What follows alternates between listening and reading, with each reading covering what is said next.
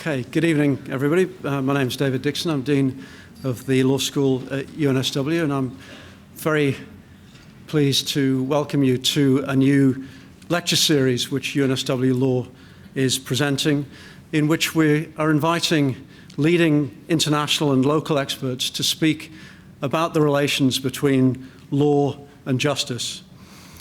We couldn't start with a better speaker than we have tonight. Lucia Zedner is Professor of Criminal Justice at Oxford University's Faculty of Law, Law Fellow at Corpus Christi, Conjoint Professor at UNSW Law School, and was recently elected as a Fellow of the British Academy for the Humanities and Social Sciences. Her many books, articles, and book chapters, I think you've got a list in some of the publicity which came out for tonight's lecture. Her work is distinguished by the way in which she tackles key contemporary issues in a way which is theoretically and conceptually sophisticated, historically grounded, and empirically informed. She's at the very forefront of contemporary debates about security and criminal justice, and constantly, because of the centrality of those issues, about the relations between people and states. And her subject tonight is Detaining the Dangerous, a comparative jurisprudence of preventive detention. Please join me in welcoming Lucia Zedner. I'm tempted after that very kind introduction, David, to say after an introduction like that, I just can't wait to hear the paper. Thank you so much for inviting me. It's lovely to be back, as my daughter reminded me, for the 7th time. We're really happy to be back here. I feel myself very much a part of the faculty here as well as in Oxford. Tonight I'm going to talk to you about my current research, which derives from a 3-year study which I'm conducting with colleagues in Oxford on preventive justice. And I'm going to be focusing just on one aspect of that study, that is the question of preventive detention. But before I begin, I wouldn't mind just saying a couple of words about the larger study of which this forms a part, in order that you might understand it a little better. What we've been doing in this study, and it's, I should say, funded by the Arts and Humanities Research Commission. They get very unhappy if we don't acknowledge them. What we've been doing in that study is to think in a rather different way about criminal justice. Typically, we think about criminal justice and the criminal law as principally a retrospective or backward-looking exercise. But in a way, that's always been too simplistic, and it's always been the case. But I would argue increasingly is the case that the criminal law and criminal law-like measures are used in anticipatory or preemptive, precautionary ways to try to reduce risk and anticipate future harms. So our study looks at the development of inchoate, pre-inchoate, and preparatory liability within criminal law. It looks at developments on the margins of the criminal and the civil law, not least the development in the UK of civil preventive measures, of which the ASBO is perhaps the most notorious. And it also looks at the very extensive development of measures against those suspected of terrorism, those suspected of committed dangerous offences, and the ways in which both the criminal law and administrative and regulatory measures are also used in the name of public protection and security. So our project seeks to look at the foundation for the range of these coercive measures that the state now takes in the name of public protection. And what we're trying to do in that study is to develop something like a taxonomy of preventive measures in order that we can begin to better to understand and to explain those measures. And here's a short list of our aims. We're trying to do a kind of a mapping exercise, of which tonight's lecture is a part. We're trying to look at the ways in which different areas of prevention link up, how they relate to one another, and to try to find linkages between measures which would not ordinarily be thought of as sitting in the same genre. Our principal aim, however, in the longer term, though not much longer because we only have a year to run, is to try to develop a normative framework, a framework of principles and values by which we might legitimately restrain and guide the state's use of coercive measures that act against the individual.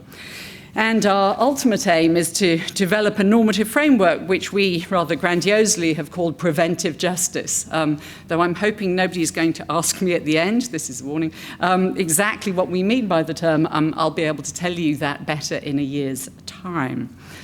Okay, so let me turn to the question of preventive detention and the issue of detaining the dangerous that is the subject of tonight's inquiry. And I want to begin with a few preliminary questions. What I'll have on the screen behind me in most instances is a series of questions. I get rather tired when people give lectures which are basically a recitation of what's already up there. I'm presuming that you're all literate. And to that extent, what I'm putting up on the screen are questions, and then what I'm hoping to provide are at least some answers, only some, and no doubt there are other ways of thinking about the questions that I'm putting up. Okay, so preventive detention. A very basic starting point is that the individual has a right to be free from unwarranted interference by the state. And most countries have measures, either by virtue of domestic law or looking to supranational law, by which we might develop exceptions to that general right of the individual to be free from interference by the state. Preventive detention is used as a kind of umbrella term, widely used with little common agreement as to what it might actually mean, how it's used. And tonight I'm just going to skim over some of the main instances, and no doubt the list could be extended quite a lot more, but to look at things like pre-trial detention, to look at detention, preventive detention at sentence and at post-sentence, to look at preventive detention on the margins of the criminal justice system in respect of immigration, public health, and not least national security detention, in order to try to trace the links and the divergences, the commonalities and the differences. Perhaps one of the most important issues that will be a running theme through the lecture is the distinction between those measures which can properly be thought of as preventive and those which are principally punitive. And you'll see as I go on that this has been a matter both of important academic and legal debate, because it's on that distinction that hangs an important set of decisions about what the state may justly do and to whom they may do it under what circumstances. A second, and I think no less important theme, will be the comparative element. What I'm trying to do is to show the ways in which different states answer the kinds of questions which you see before you, not least because what we're seeing, I would argue, is the liberal state testing and exercising, and in some cases stretching, the very limits of what it may legitimately do to the individual. So let's turn to the question of justification. Punishment self-evidently requires justification because it entails the deliberate infliction of harm upon the individual. Preventive detention has attracted much less inquiry, much less concern than the kind of detailed, sophisticated theoretical literature which now pertains to penal theory and the exercise of punishment.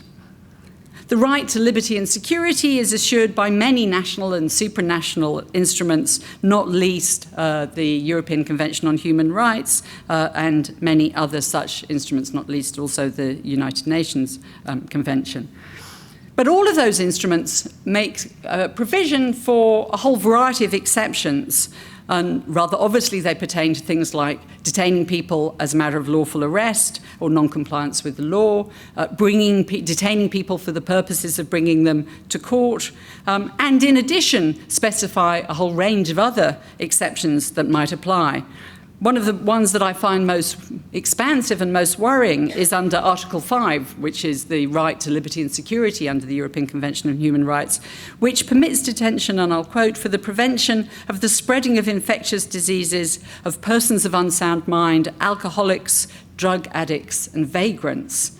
And it just seems to me here we have a worryingly wide array of cases, which is woefully ill-defined, so widely cast, that the very breadth of these exceptions raises, I think, important questions about what justifies these very substantial incursions into the liberty of the individual, whether and to what extent the state is warranted in imposing preventive detention and in what circumstances.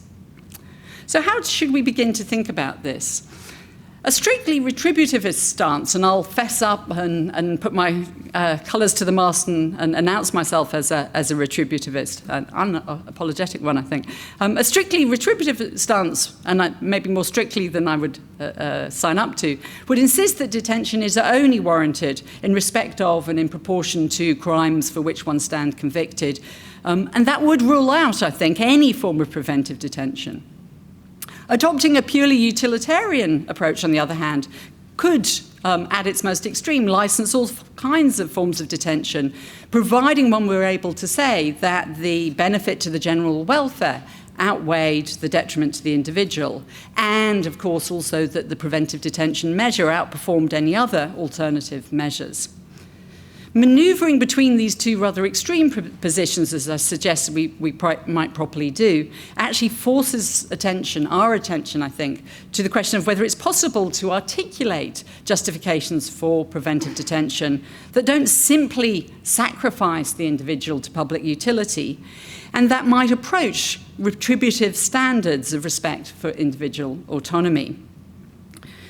I'd also suggest that we need to think about justifications in the plural in order to acknowledge that there will be no and can be no single unitary justification because the variety of preventive detention, as I'll come on to point out, is so expansive that we have to recognise that different forms of detention will require different grounds, different justifications and different constraints.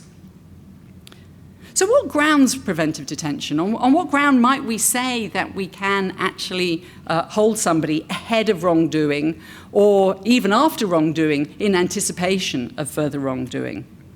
Generally speaking, preventive detention finds its most core and basic justification in the claimed right of the public to protection. But even this, I think, raises questions about who are the public. Does the public extend, for example, to those who stand behind the prison walls? What degree of protection is owed? And upon whom, if there is such a right to protection, on whom does the correlative duty lie? Why or in what circumstances is the deterrent effect of the criminal law, the threat of arrest, prosecution and punishment, not sufficient? And in what circumstances is more called for? What are the limits to the deprivations that we might justly impose in the name of public protection?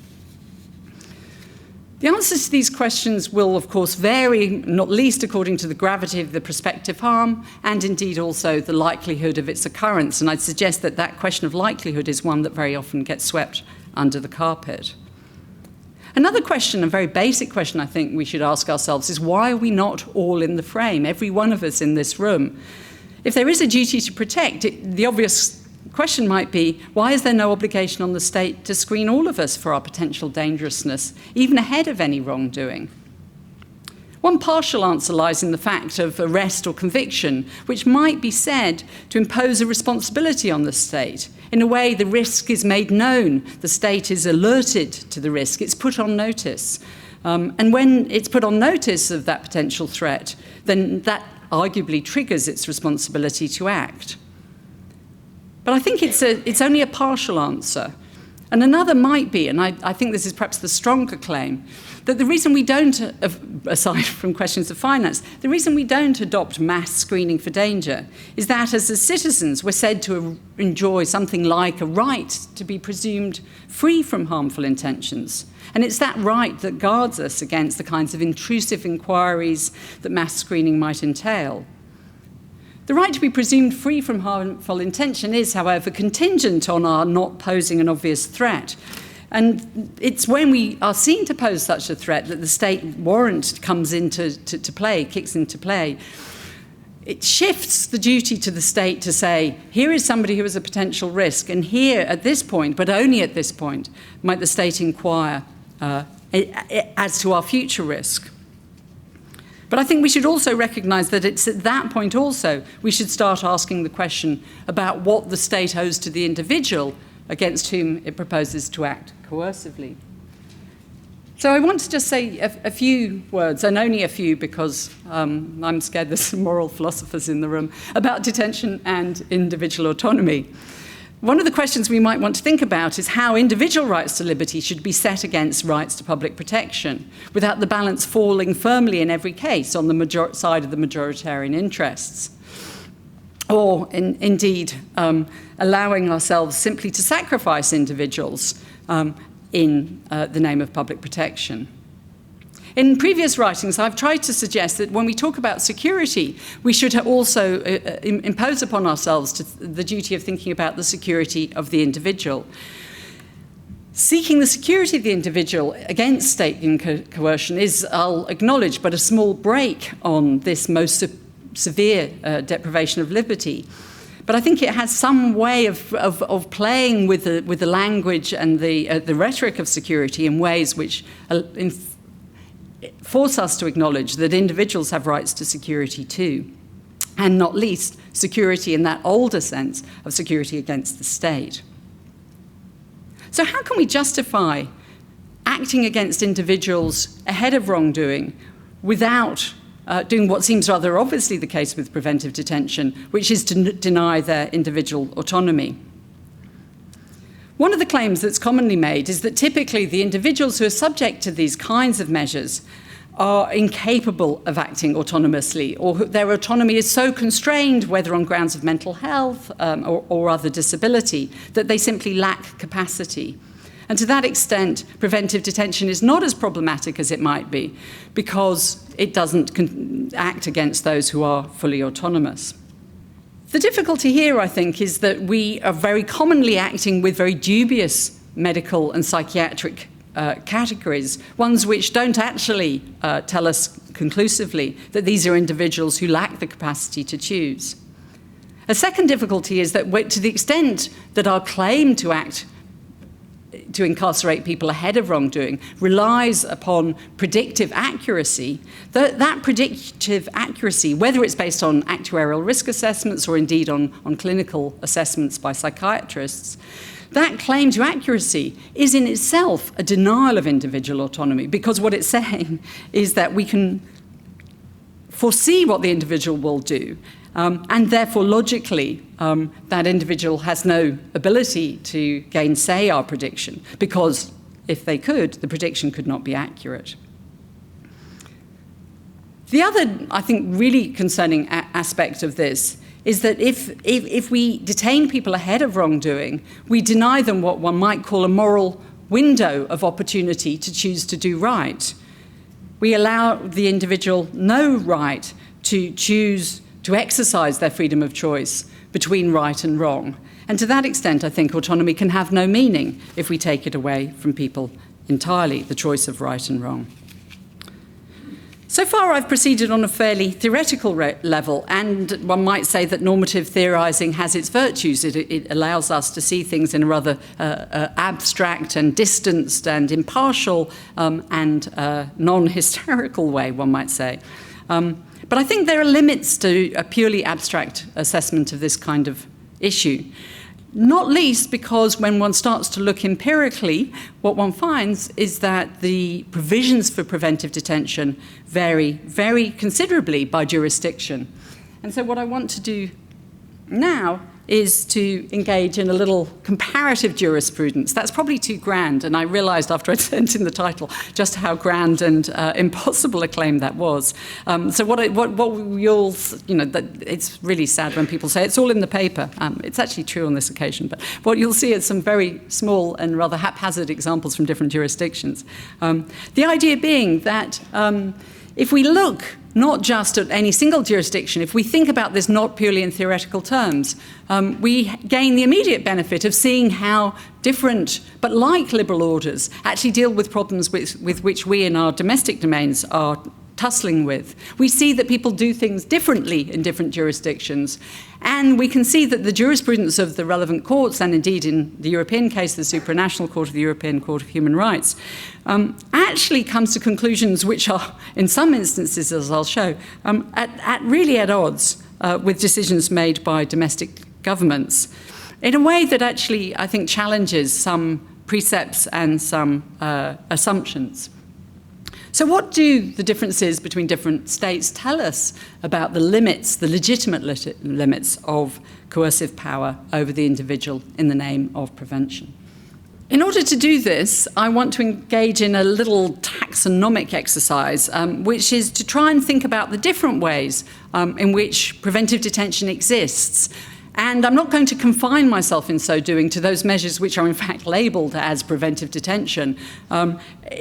David Cole in America has argued, I think very plausibly, that claims by the American Legal Academy that preventive detention doesn't exist in America and that all that they have is civil commitment is simply a failure to see that that which is not labelled as such carries many of the characteristics of preventive detention such that it might properly be thought of as part of the same taxonomic family. And I'm influenced also, I think, not least by Carol Steiker from Harvard, her, I think, extremely perceptive observation that it's only by seeing the links, the similarities between and among different kinds of preventive endeavour that we can see that they're not sui generis, that we don't need to try to solve problems simply in particular domains, that indeed the solutions to problems in different domains and in different jurisdictions may speak to the kinds of intellectual and legal problems that we're tussling with in other domains. And I should actually, but perhaps by way of full acknowledgement, say that it's pretty much that quote that set me on this whole preventive justice stick. I was really challenged by the idea that we're simply failing to see the links. Okay, so what follows is partial and patchy, but it's intended to be illustrative. It makes no greater claim than that. What I'm going to do is just sketch out some of the kinds of preventive detention, and some of them are ones which we typically call preventive detention, and some of them are perhaps not so obviously the case. And one of the ones actually which engages me most at the moment is the question of pre-trial detention or remand, because what's really striking about pre-trial detention and remand is how little controversy it attracts. We have huge and really quite heated debates about whether we can and to what extent we can detain, for example, terrorist suspects, without noticing that we carry in our prisons or remand centres tens of thousands of people who we say formally are presumed to be innocent. And we do so under some rather interestingly different guises. So, for example, there are very striking differences between and among jurisdictions in the ways in which we think about remand and the ways in which we think it's justified. In the UK, the typical justification for remand is the preservation of the legal process. That is, if there are grounds for believing that the defendant, if bailed, would fail to present themselves before court, or that they would obstruct the course of justice, or that they might interfere with witnesses. By contrast, in the United States, the principal ground for preventive detention or pre-trial detention, as stipulated in the case of Salerno, is that the individual presents a danger to the community. And the justificatory, procedural justifications sit very much in the background. If we go to the supranational level, you can see that under the Article 5 of the European Convention on Human Rights, pre-trial detention is authorised, and I'll quote, for the purposes of bringing the individual before the competent legal authority on reasonable suspicion of having committed an offence, or when it's reasonably considered necessary to prevent his committing an offence or fleeing after having done so. Here you see something of a marriage of the British and the American in a more overarching set of justifications. One of the striking things about pre-trial detention is also how the stipulations and the strictures imposed upon it vary by jurisdiction.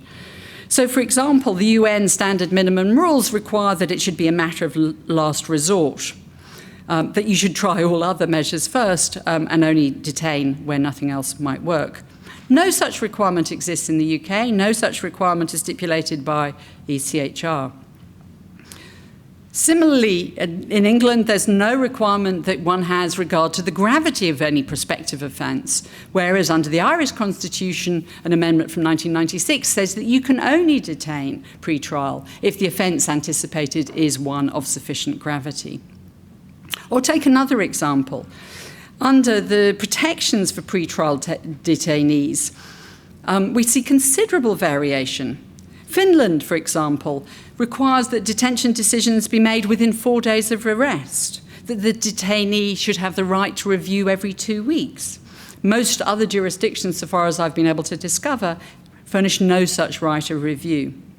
So the result is that we see very considerable differences in the population of detainees on remand pre-trial by jurisdiction. In England, it's running at about 15% of the total prison population. In Germany, likewise, 21% in the US, 22% here. We get to Canada, which is not a country that we would think of as being one that would fail in its accordance with due process, striking 36% of the prison population is remand. And again, we see distinctions between jurisdictions about where detainees are held. Most jurisdictions, as far as I can discover, are simply held in ordinary prisons. Some, like England and Canada, make use of special remand centres. But again, we need to look behind the labels. Very often those remand centres are no more than prison detention. Finland, on the other hand, doesn't allow detainees in prison at all. So it's kind of curious that we have these very striking distinctions between jurisdictions which we might otherwise think of as being roughly like liberal orders. And we see very striking distinctions in the kinds of protections and strictures that are imposed.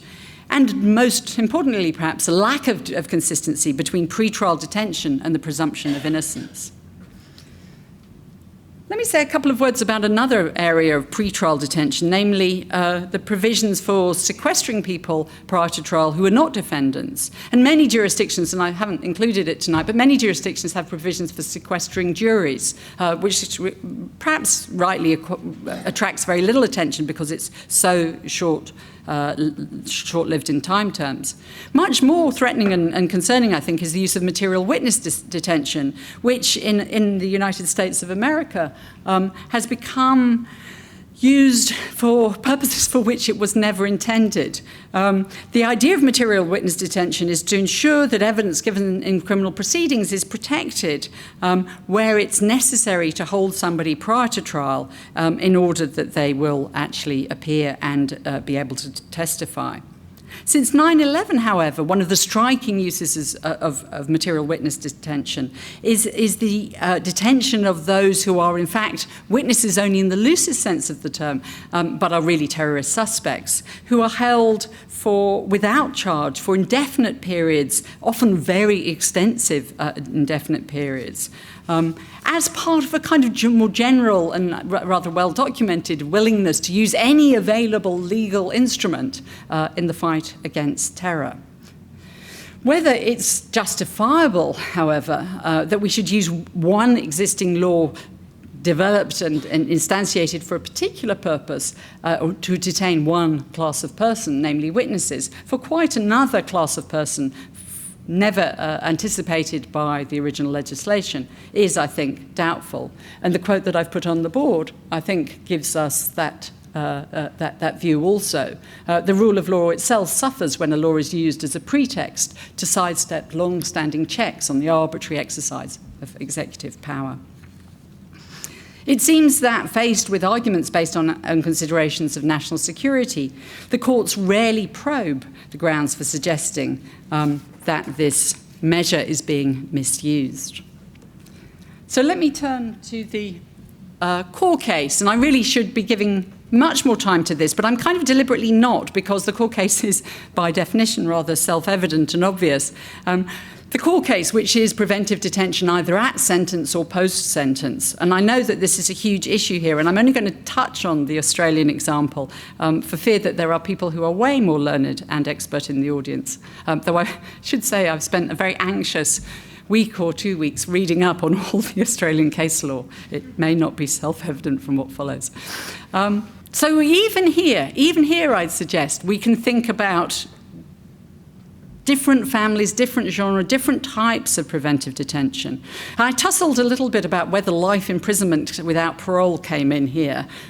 Typically, of course, it's only committed in respect of the most serious crimes, and one might make the argument that the very gravity of those offences are sufficient to justify life imprisonment without parole.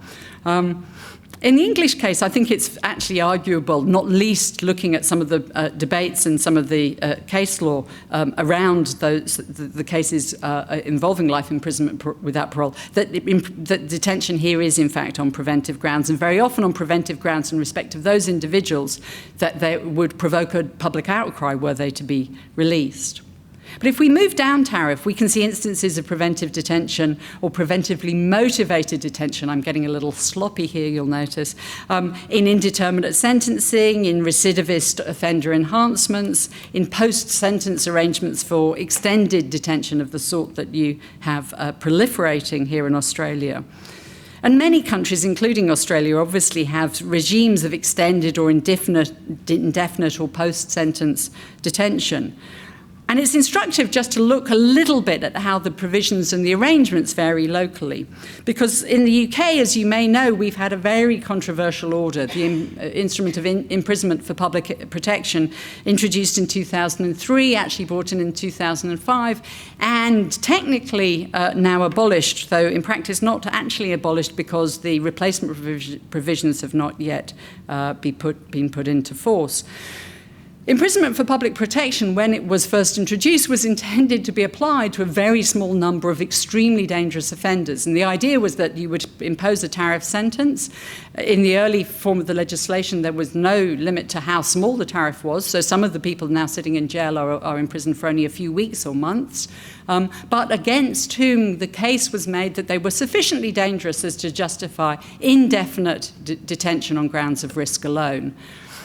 What happened, and entirely against the expectations or predictions of the criminal justice services, was that the courts took to this measure in a very, very big way, such that as of May of this year, we now have well over 6,000 people sitting in UK jails, post-tariff in very large measure, under imprisonment for public protection, and of whom, of the total number sentenced, only 4% have since been released, that is, since they were first introduced in 2005.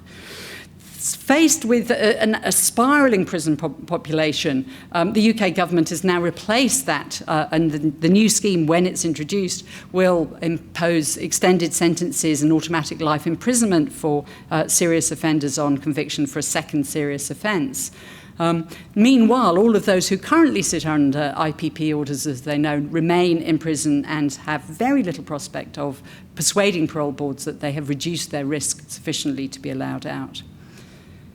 We're not the only jurisdiction to have such measures, and as many of you may know, notoriously in the United States, there are both recidivist offender enhancements under the guise of three strikes laws and expansive forms of so-called disease-based detention, which designates people as suffering from particular psychiatric disorders or personality disorders, such that they can be held post-sentence preventatively on grounds of protection under civil commitment orders.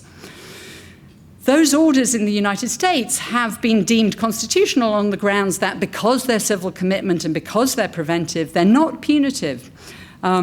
And they stand, I think, that the decisions in famously Kansas and Hendricks and a series of other decisions stand, I think, in very striking contradistinction to the decisions that have been made in Europe about preventive detention, in Germany most particularly. There's a very interesting case called M and Germany, or maybe in Germany they call it MV Germany, in which the German Constitutional Court held that similar provisions for preventive detention post-sentence could be applied and extended retrospectively because they were precisely preventive and not punitive. And when the law changed from a 10-year period of preventive detention to an indefinite one, the courts applied that to the case of M. The German Constitutional Court said, fine, this is preventive detention. There's no problem with it. The issue of a retrospective penalty doesn't apply because this is not a penalty.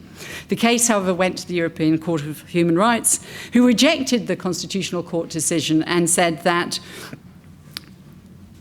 and I think this is really interesting, it doesn't matter how one labels the measure. domestic jurisdiction should not be allowed to subvert. Rather, we should look empirically at where the detention takes place, what measures are provided to enable the individual to reduce their risk, the period of the detention, whether it operates as an additional punishment, whether it's used as a form of deterrence in wider society, whether it's ordered by the criminal courts, and not least, and I think most interestingly, whether the detriment to the individual offender is greater than punishment itself.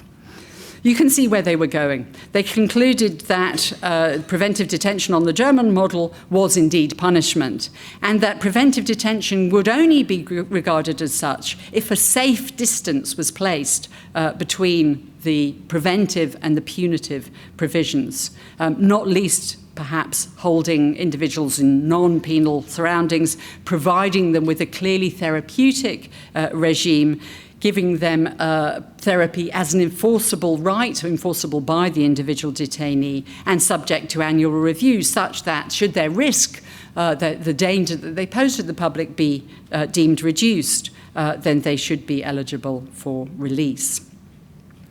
And it made me wonder a little how we should think about that decision in of the ECHR, of the Strasbourg Court, in Emmen, Germany, how it sits in contrast to some of the case law that I've been madly cramming the last few weeks in Australia. And it made me think even further how the Strasbourg Court might deal with the Australian case. I can only say that I surmise that the decision of the High Court in Australia would not have survived the scrutiny of the Strasbourg Court. But you're the experts on that, and I shan't pretend to take a different view from. Well, actually, I think Kirby had it right, but anyway, let's leave that on one side. All right, so how should we think about this? And I just put up here a quote from Herbert Hart, which I think is rather lovely. It's a bit Oxford 1960s, but the prisoner who, after serving a 3-year sentence, is told that his punishment is over, but that a 7-year period of preventive detention awaits him, and that this is a measure of social protection, not punishment, might think he was being tormented by a barren piece of conceptualism. Whether prisoners worry about being tormented by barren pieces of conceptualism or not, we can leave. All right, so let me just very briefly say 2 words about some other forms of preventive detention, if only just to alert you to their existence. Public health detention sits right on the margins, I think, of the criminal justice system. In some jurisdictions, in other jurisdictions, actually, it's almost barely indistinguishable from criminal justice detention itself. And there's an enormous variety, which I can't even begin to go into, in how the courts have adjudicated on whether and to what extent those who suffer from mental disorders can also be held culpable of wrongdoing. How they square the idea that people who have been held to be culpable at the point of trial can then, at the end of sentence, be deemed so mentally incapable as to justify preventive detention. And the disjuncture and the lack of fit between those two conclusions is something that I think deserves much closer scrutiny.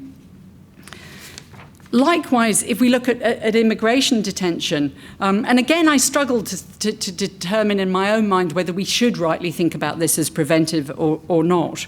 And it's something that I want to write about in much greater depth because it needs further thought. At one level, one might say immigration detention is simply a form of administrative regulation, and certainly that's how the British government would have us think of it. Having said that, one of the things that's very striking in the UK and certainly in the US is the ways in which immigration detention has been used post 9/11 to become yet another tool of the counter-terrorism armoury. The very considerable numbers of people who are held in immigration detention on grounds of being serious offenders, members of organised gangs, or indeed as suspected terrorists, is something that I think needs much closer concern. And that bleeds into the third category, namely national security detention, about about which one, we could be here all night and we needn't be. But I needn't say to many members of this audience just how expansive the provision for national security detention. Guantanamo Bay is very well documented. Arguably, Britain had its own Guantanamo, at least it was called by that in the British press, between 2000 and 2004, 2001, 2004, when Belmarsh Prison in London was used as a base for holding foreign national suspects who were deemed to be plotting terrorist atrocities. In the famous case A and the Home Secretary, or the Belmarsh case as it's perhaps better known internationally, Lord Hoffman said, and I provide a quote here, "The real threat to the life of the nation, in the sense of a people living in accordance with its traditional laws and political values, comes not from terrorism, but from laws such as these."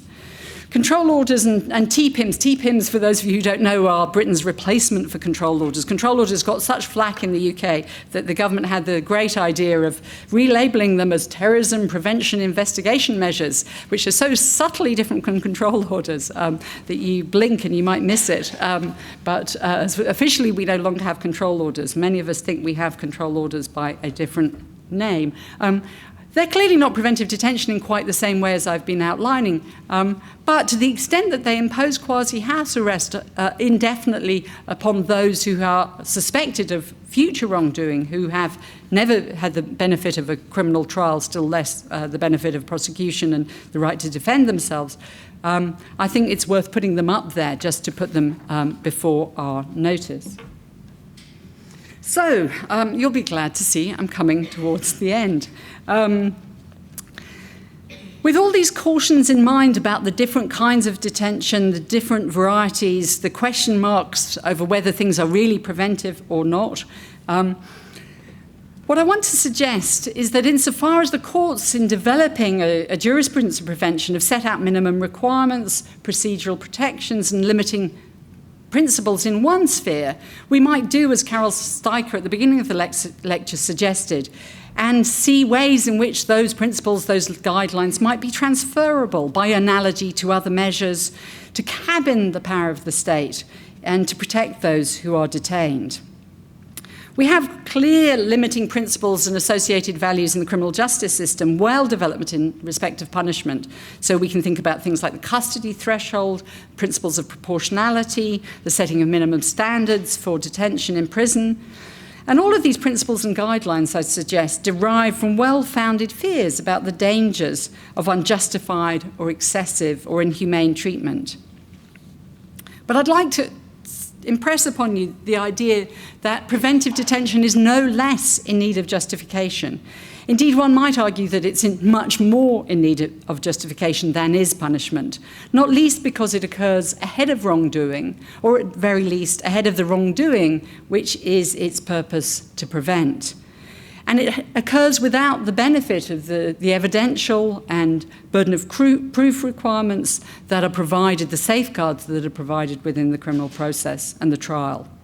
Most seriously, of course, it can be imposed indefinitely for periods with little scope for effective challenge, with little guarantee of review, at least in many jurisdictions, and little possibility of redress. So can we begin to develop some principles, some constraining principles that arise out of some of the mischiefs that I've outlined in the last 45 minutes or so? The first seems to me that we need a very, very strong principle of legality.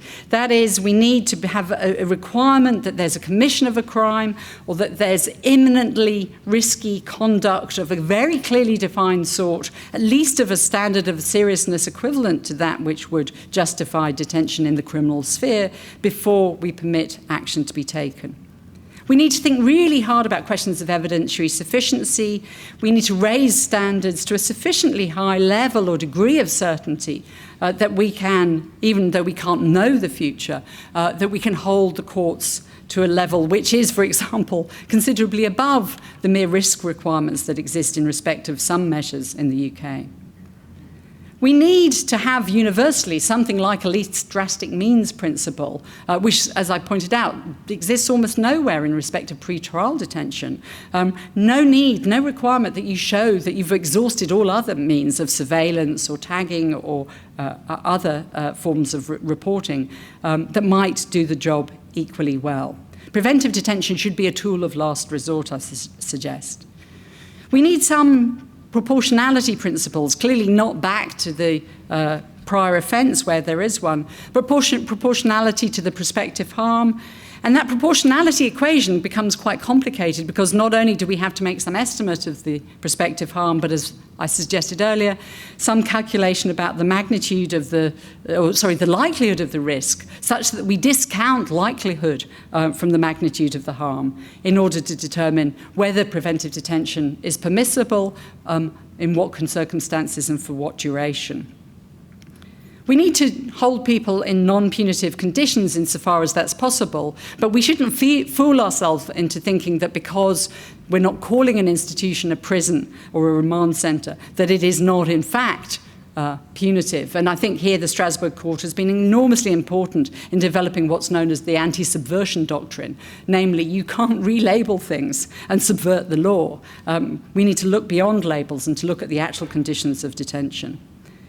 And finally, we need to have, in every case, the right to risk reductive treatment, even though we may doubt whether risk reductive treatment in the context of detention can actually work. That's a topic for a whole other day. We need the right to periodic review. We need a realistic prospect of release. If you set the bar to release very high in an environment of considerable public concern and political anxiety or nervousness, then parole boards will follow that lead. They will act cautiously, too cautiously. I want to suggest that in this paper, I've pointed out that preventive detention is not simply that which we label as such, but that it exists in many different forms and in different jurisdictions. And that when we start the mapping exercise that I've suggested is needed, then we have the possibility of seeing what's really going on and also seeing that there is a very high degree of arbitrariness in the varied levels of availability, the varied levels of practice that occur in different jurisdictions and in different parts, indeed, of the criminal justice process. Back in 1978, the Swedish Council of Crime Prevention famously condemned the claim that sentencing on the basis of risk assessment amounted to, as they say, and I'll quote, an individual serving a sentence for a crime that he did not commit. They concluded, therefore, that the practice can be compared to the sentencing of an innocent person. We would do well to reflect whether and to what extent that conclusion still holds true today. Thank you.